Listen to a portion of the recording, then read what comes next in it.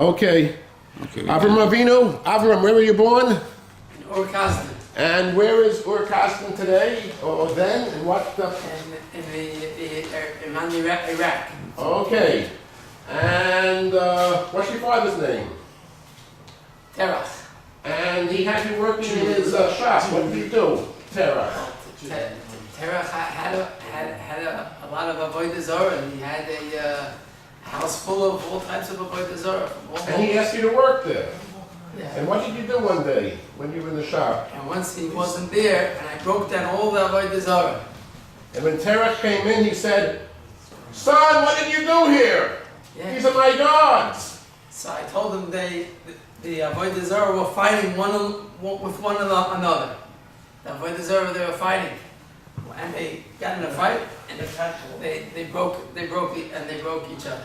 And I think he could have taken you to the king. I think he took you. We went to Nimrod. And what did Nimrod do with you? Nimrod wanted to throw me into the fire. And who saved you from the fire? That's what he did. And Hashem saved me from the fire. Okay. He sent down malachim to cool off the fire. Okay. And Baruch Hashem, the only way you can get a suntan today is when you go to Miami. But we keep you here a little longer because we want you to enact some things that happened in Parshas Lech Lecha.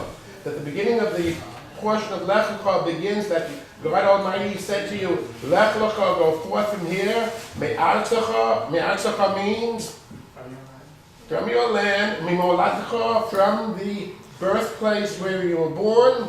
Umibeis Avicha, from your father's house. Which one is the most difficult? You're asked to leave your land. And think about it. Somehow or another you get a dream tonight and you say, I'm going to Eretz Yisrael. And you wake up in the morning, Shabbos morning, and you tell your parents, pack my bags. I'm going to, which airport are you going to leave the country? Okay, yes. I met Rabbi London once at JFK airport. And I think we were both going to Eretz Yisrael, but on different planes. Okay, do you think your parents will be happy if you tell them that?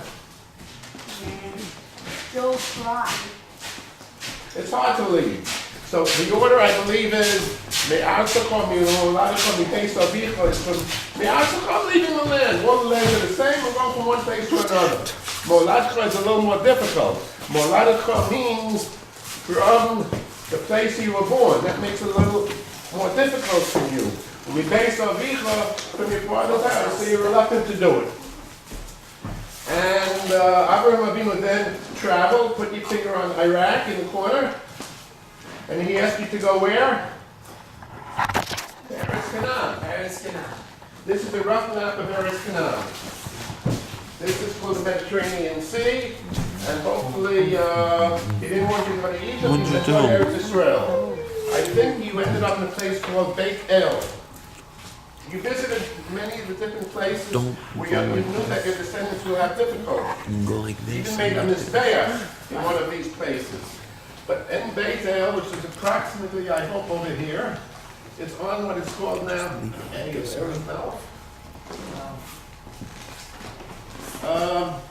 this is currently in the West Bank. If you hear the people talk about the West Bank, Beit El happens to be a community in the West Bank. And then God said to you that something happened. It was hard to get food. What do you mean when the land, what do you call that? Hunger. A famine. So a famine occurred in the land, and what did God tell Abraham? Go down to Mitzrayim. Okay, and he did go down to Mitzrayim. Okay, let me make it a rough way. It probably took you a couple of weeks, by the way. It was easy. When you go down to Egypt, where do you stay? In a Aksanya. A little motel. One Aksanya. Two Aksanya. Three Aksanya. It could have taken you 2 weeks easily. Yeah, sure. Now, hopefully you have Chamashim, or if you don't have Chamashim, I'm going to give Abram Avinu a Chumash. And I'm going to ask him to read a very interesting Rashi. The Rashi is Vayelech L'Masa'ov.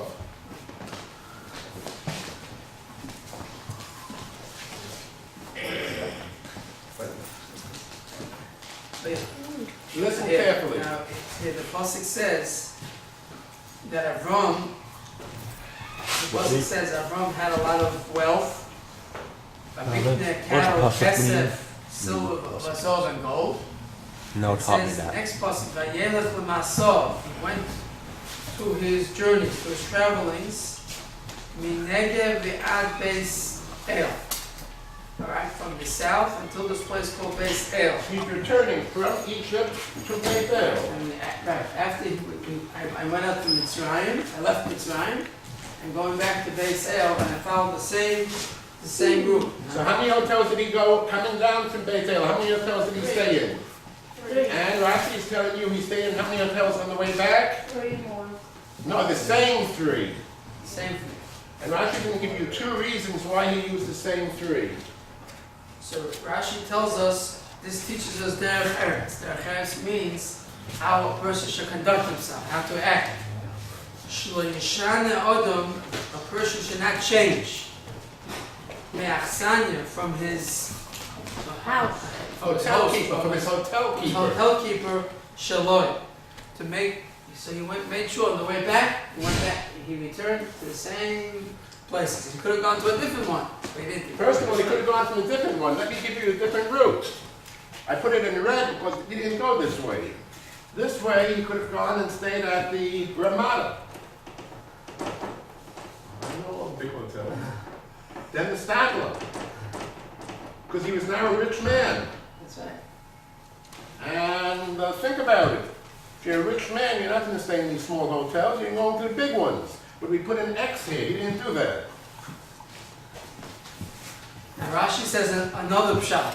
Dava Acher. Dover Acher Rashi says another pshat, b'chazarosoi hora hakafoisoi. That he had to pay back. He borrowed money apparently. Or he owed him. All right, he owed for the motel. So now on the way back, he paid back his Hotel keepers. hotel keeper. And why did he not pay the bill? Because a chacham knows exactly what he's doing.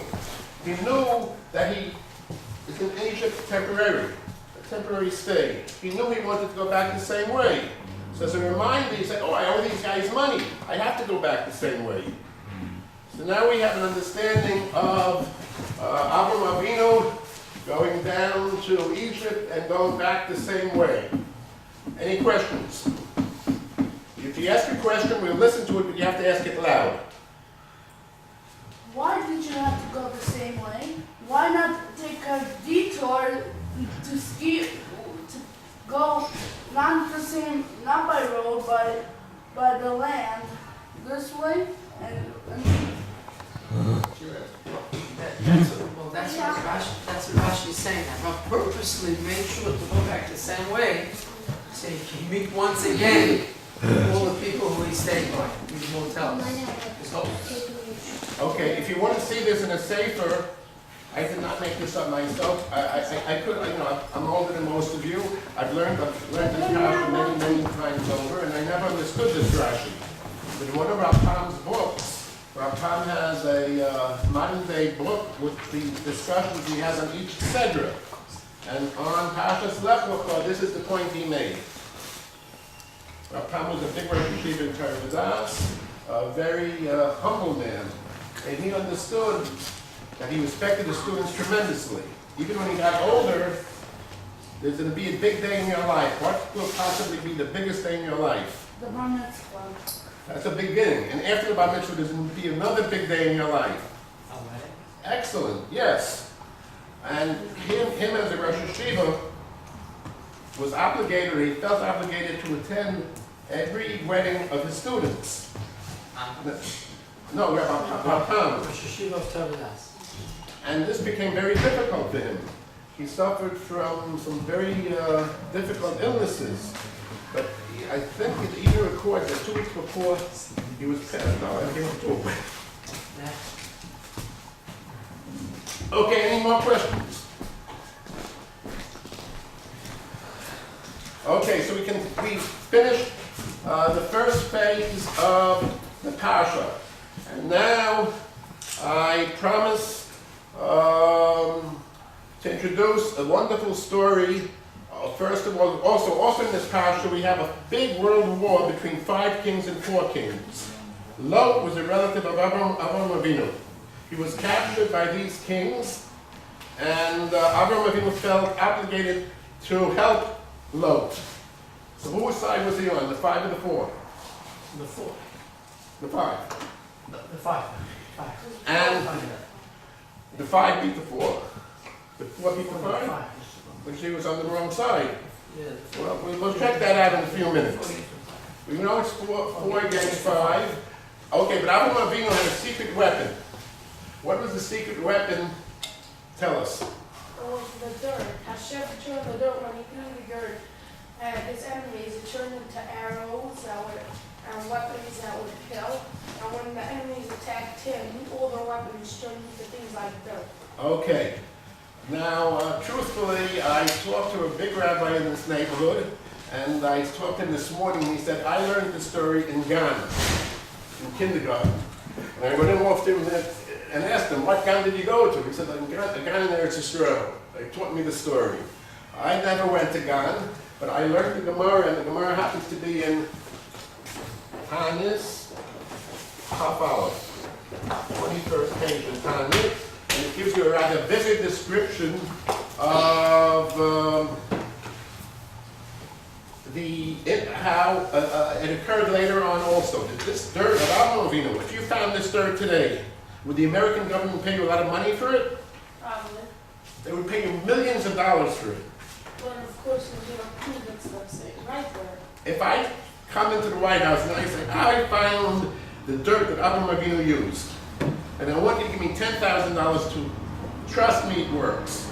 I'll write down the check to you immediately. The bounce, if you can't prove it to them, they'll be very angry at you. But to have a secret weapon like the dirt of Abram Avinu that can turn that tanks, the enemy's tanks and airplanes into dust, is a very valuable item.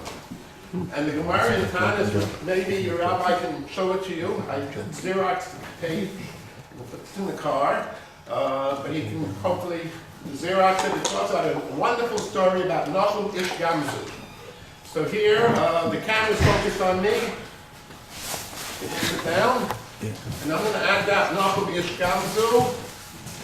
And hopefully somebody's going to find my sword. But okay. Hey, here's the sword. He found the sword. Okay. You're giving it please to the rabbi's son. No, to Seth. Which youngster? Ezra wanted. Ezra wanted the sword. Give him the sword. I wanted this. Yaakov. Okay, the Gemara here in Tanis goes something. Sit with it. Oh, you don't have to use it yet. The Gemara in Tanis goes like this. Nachum Ish Gamzu. What does the word Gamzu mean? Gamzu. Tell us. Gamzu, Torah, everything for the best. Okay, let's spell it for you, so at least you know the spelling.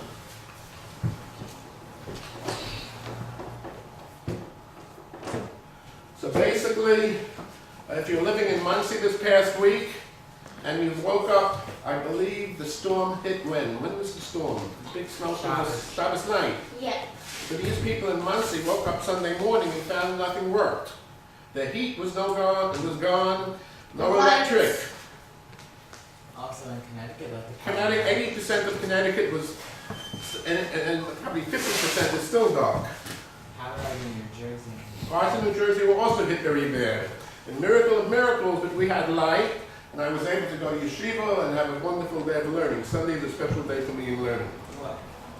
Okay, but if you woke up in Muncie or in Connecticut, and your name is Nachum Ish Gamzu, he was, I think, a Rebbe, he would say, Gamzu the title.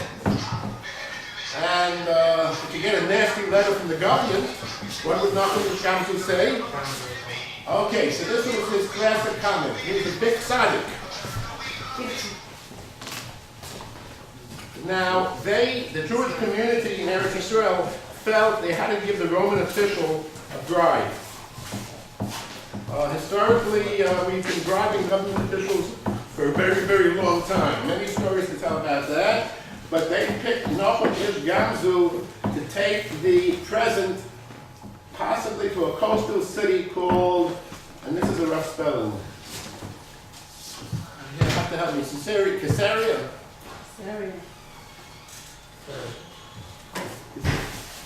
Caesarea, let's put it, it's our coastal city, and I believe the Romans use it as a palace for the Roman government. So he traveled to their palace, and he also went to different hotels on his way. Possibly he was living someplace, let's say Yerushalayim. There are no buses or trains, he had to ride on a donkey. It could have taken him 3 days to get to this place called Caesarea. So again, he spent time in different hotels. We spell that word again, Aksanya. But when he stayed at one of these Aksanyas, I put it in red, because they were not nice people. He came in with a suitcase. And what do you do at night? You go to sleep. So the Arabs went and opened up the suitcase, please. And they found diamonds inside. Because the Israelis, the Jewish people, gave him diamonds to bring to Rome. And the Arabs took out the diamonds, and what did they put back? Sand. Rocks, even rocks, sand or rocks. Okay. What was the purpose of them? They stole it from him. They stole it No, from no, him. but why the accident? Who was the Aksani at the time? I don't suspect Jewish people would do it. That was an Abram Lekavskus. He went to a hotel. Even today, in most Israeli cities, the people in the hotel workers are Arabs. Fact of life. So they replaced his bag with something heavy again. And when he came to the Roman official, stand up, Roman official. What did he bring you? Beautiful diamonds. Please open it up. What did you find? You're giving me this? What did you tell your What did you tell your assistant? Take off his head, execute it. Hold it, hold it! When first of all, my first reaction is I have to say Gam to the table. But now I better do something brilliant. I better do something brilliant. What can I do? Historically it says, the God of Rabbi Meir, if you have a very big difficulty, Rabbi Meir told his disciples, use my name to get off the hook. Or I can ask, no, Eliyahu Hanavi is going to be the rabbi's son. Please, give it to who? Give it to him. Okay, you want to be Eliyahu Hanavi? You wear this around your neck. If you come up here, you have to face the camera. Face the camera. And Eliyahu Hanavi, you're going to be able to talk to the Roman official. And what are you going to tell him about the dirt? This is not real dirt. What is it? But the same stuff that. Okay, king, emperor. Do you have an enemy here in the community? An enemy province? Yes. And if he tells you this is a secret weapon, you're going to tell your little army people to take the dirt and see if it works. Okay. And lo and behold, We're gonna try it take out. 2 rocks, throw them out, and see if it works. Please don't do it. And lo and behold, throw them at the door or something. You have to pick them up. Whoa! And you're able to conquer that whole province. Wow. So what do you think you're going to do to Nochem Ishkamzu? You're going to fill up his bag with... What's he speaking about? Special. No, he gave you all the stones. You're going to put in jewels. As a reward. Is that yours? Jewels are I am. So I'm carrying back. Let me carry back my suitcase. I see you put in the diamonds. I thank you so much. Of course you do. And come And again. I'm happy because I didn't lose my head. And come again. But I now, interestingly, go back. Do I go back to the same Aksanya I came from? Yeah. What happened to this Aksanya? The first thing they did was, They stole your stuff and you tell them that, and they stole your diamonds. so when they saw me alive, they were stunned. How could this guy be alive? The Roman Emperor had to kill him. So I told them the truth. I told them they gave me special dirt. And where did they think this dirt came from? Around the hotel. that the Arabs held. So the Arabs said, this is special dirt. They immediately dug up their houses and brought suitcases and suitcases full of dirt to the Roman person. And they said, give us your millions of dollars. Abram Nachum gave you only one little bag of the dirt. We have sacks of it for you. And when you used it, did it do anything? Not at all. So what did you tell your... I said, Oh, how many people are you going to kill now? Not me. You're going to kill all those Arabs that came with all their suitcases. kill all them who And go through the door, take the door with it. Because you have to go near the door so the blood will run out the door. We don't want to hear the days of Medrash. Now do you see a connection between the two stories? Tell me the connection. Even if you don't, like, you're instructing not to stop. That's the whole point of Nachum Yishkamzu. It's point number one. Did he go back to the same hotel? Duh, was he speaking about? See, he I told was you. with They Kaim. both went to that same I'll hotel, tell you so after. that's why. Let's ask no question. So, I told you, put your Victorious. head down. That's a big point, and this connection most people don't know. You came here today, Parshas Lech Lecha, and I made this connection myself because I heard the drush on Tanis Chafal, and nobody asks the question. Nachum Yishkamzu, what are you, stupid? You go back to the same hotel where they stole your money? And the answer is, if you're Nachum Yishkamzu, yeah, I'm going back to the same hotel. God worries about me. So we learned a lot today. so he was following the ways of Abram. Excellent, yes. And interestingly enough, let me just look it up. I will tell you that not only do we read the Torah tomorrow, we have a Haftarah. When we say we have a Haftarah, where does Haftarah come from? the bottom of the Torah, the Rashi. No. The bottom of after the Torah ends, after the verse, after that, God, you read off Torah. Where does it come from? In the beat. One of the prophets. And this tells me that this chapter we're going to read tomorrow is from Yeshaya.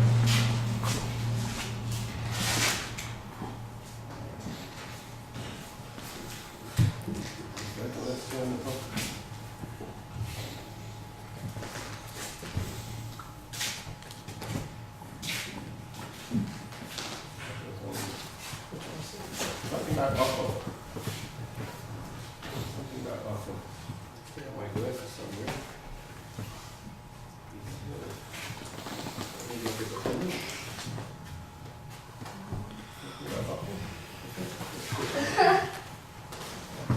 Okay, we have the original. Yeah, here it is. Which was it? Yes. Go and touch the camera. You off, no, it's not. No, you off, let you off in your pipe. No. Let me go through it. Put your head down. Actually, in this book, I think that this is better.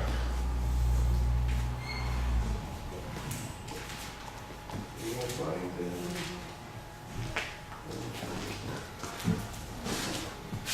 We have another Chumash. Todu Shorim, Southern. Move it to me. Let's look at the question. Oh, here it is, yeah. Okay, here it is. Pasuk Beis, yeah. It's the Betul Memal of Pasuk Beis. Loud. Focus on him.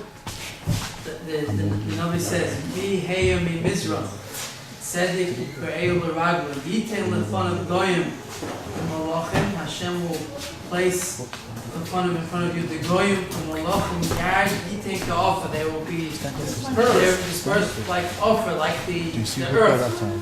Carboy, the sword, the cash, will be like the Wheat Nidov cash. will be spread out like wheat. Thank you very much. I hope you enjoyed it. And you have something to tell over at your table tonight.